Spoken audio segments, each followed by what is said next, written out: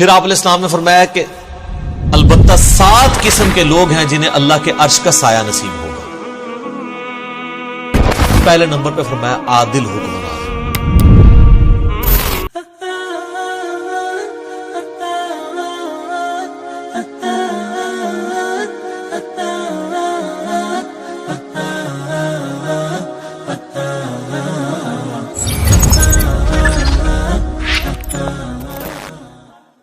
قیامت کے دن کی جو سختیاں ہیں نا، سورہ الحج کے سٹارٹ میں آتا ہے نا، اعوذ باللہ من الشیطان الرجیم بسم اللہ الرحمن الرحیم، پارہ نمبر 17 ہے نا جی.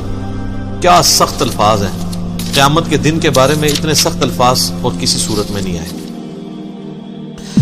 یا ایھا الناس اتقوا ربکم، اے لوگو ڈر جاؤ اس اللہ سے، اپنے رب سے.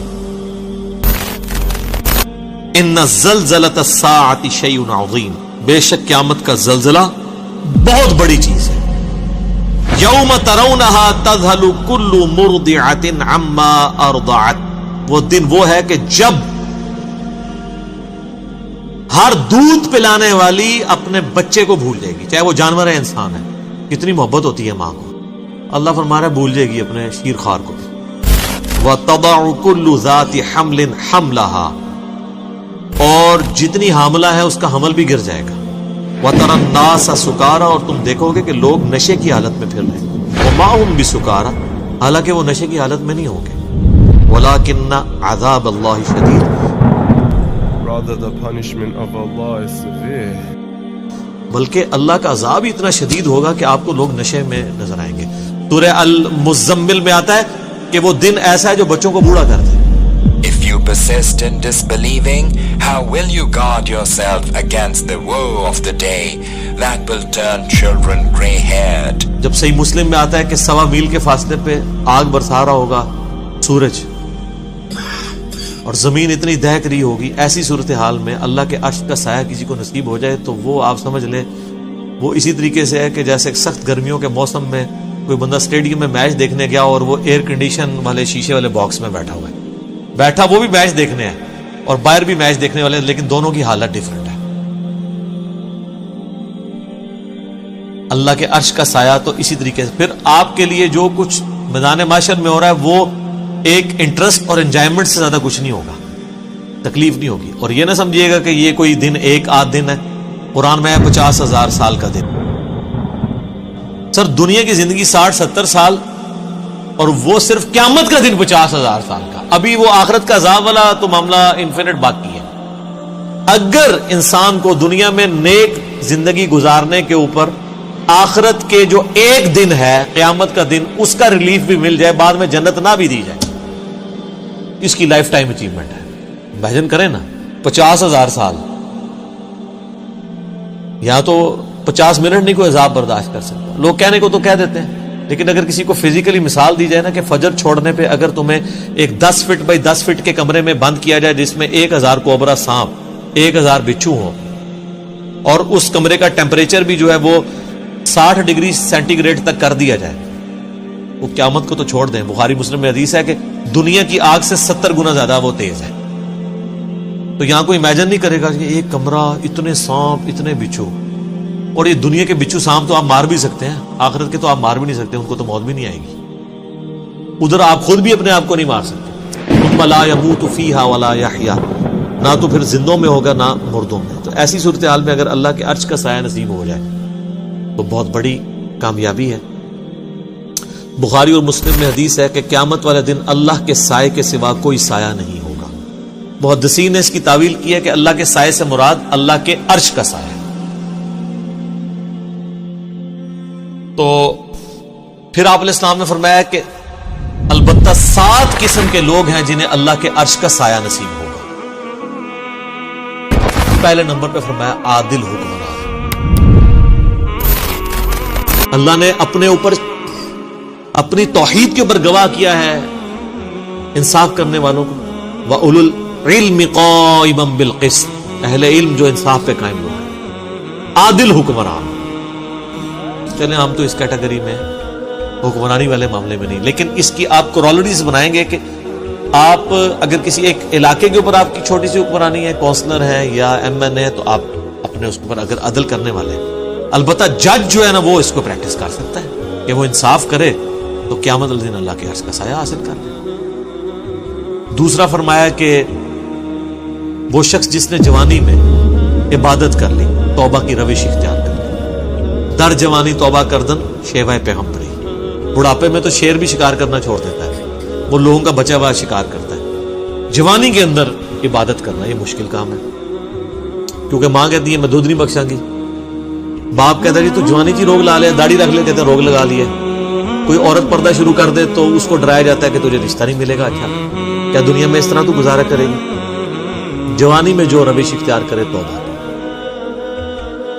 تیسرا فرمایا کہ ایسا شخص جس کا دل مسجد میں اٹک رہا ہو، ایسا اٹکے کہ وہ یعنی مسجد سے نکلے تو گویا جس کو کہتے ہیں نا مچھلی پانی سے نکل آئی ہے، دوبارہ مسجد میں جانے کی کوشش کرے۔ وہ تو بخاری مسلم میں حدیث ہے کہ جو شخص نماز کے انتظار میں بیٹھا ہوتا ہے وہ بھی نماز کے اندر شمار ہوتا ہے، حالانکہ بیٹھا انتظار میں۔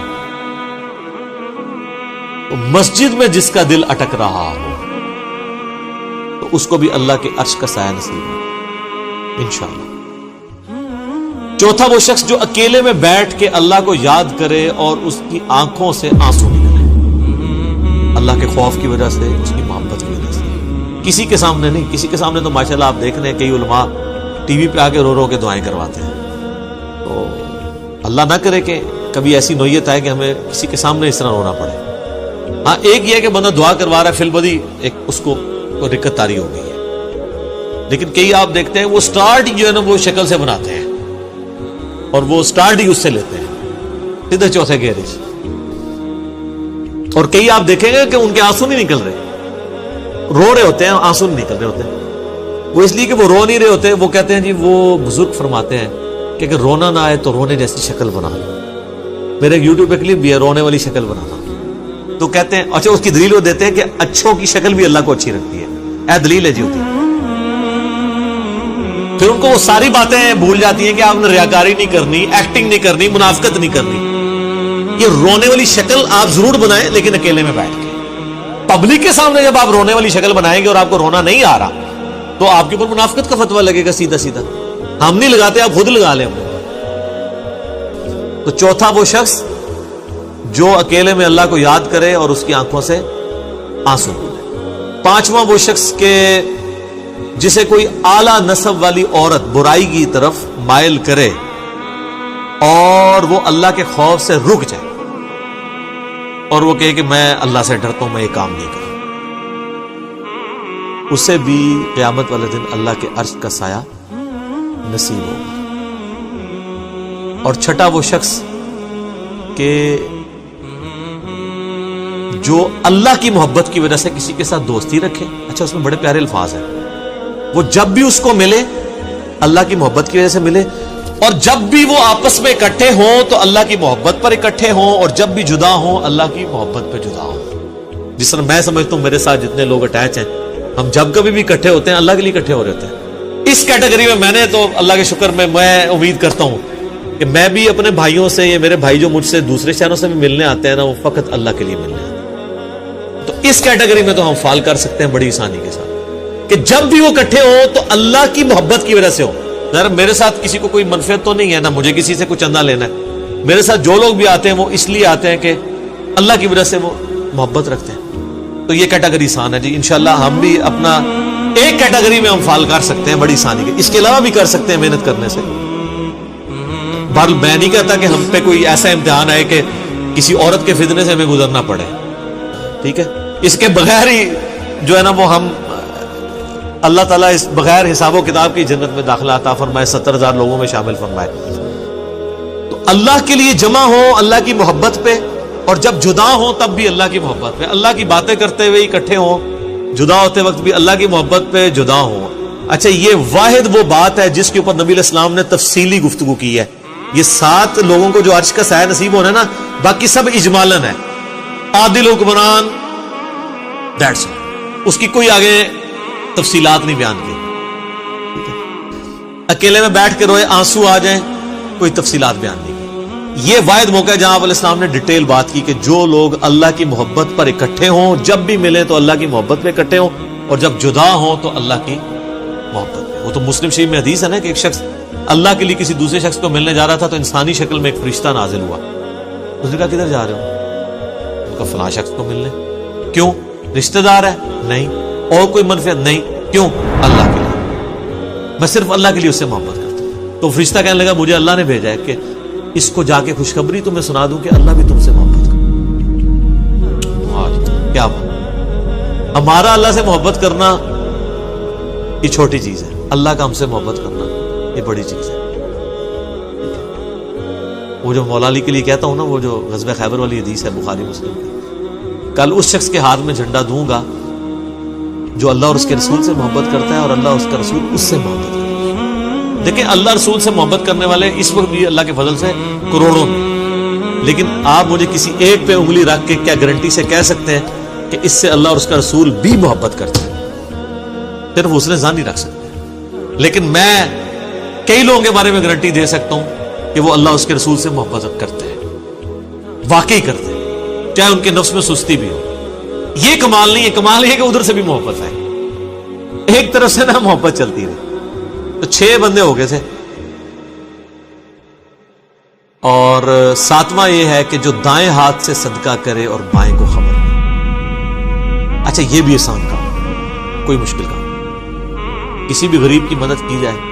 ابھی یہ جو کورونا کے دن چل رہے ہیں، آپ دیکھیں کئی لوگوں کے کاروبار اجڑ گئے ہیں، ان کے لیے بیسک نیڈز کو میٹ کرنا مشکل ہو گیا، تو آپ اگر ان کے لیے مدد کر سکتے ہیں۔ لیکن یہ ہے کہ اپنے اپنے رشتہ دار، اپنے اپنے جو قریبی محلے دار ہیں، ہر بندے نے اس کو دیکھنا ہے، وہ اس کی ذمہ داری ہے۔ تو اللہ کا شکر ہے ہم تو اپنے طور پہ جہاں تک ہو سکتا ہے، جو ہمارے اللہ تعالیٰ نے جتنی وسعت دی ہے، کوشش کرتے ہیں، لوگوں کو ترغیب بھی دلاتے ہیں۔